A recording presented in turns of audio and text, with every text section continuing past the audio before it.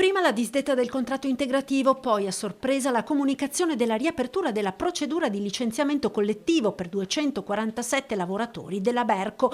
Dopo quella che sembrava un'apertura del dialogo, ieri sera è arrivata la doccia gelata con la comunicazione dell'azienda che fa capo alla multinazionale tedesca ThyssenKrupp di andare avanti con le procedure di licenziamento collettivo.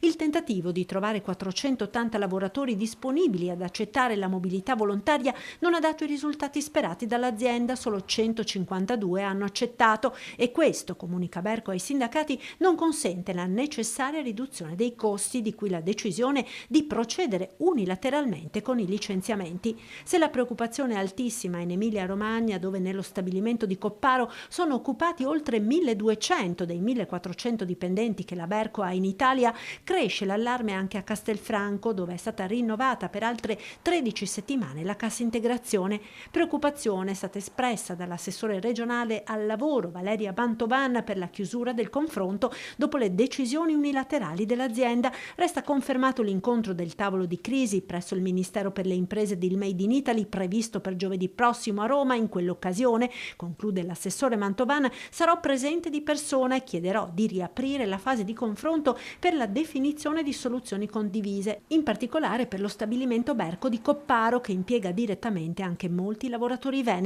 Preoccupazione per gli ultimi sviluppi della crisi anche da parte del sindaco di Castelfranco. Siamo preoccupati, spero che gli interventi a livello ministeriale possano essere proficui per far sì che il rilancio dell'azienda attraverso un piano industriale che sembra non essere proprio stato spiegato appieno e la valorizzazione insomma dei lavoratori che rimangono chiudano questa vertenza che sta preoccupando anche Castelfranco Veneto.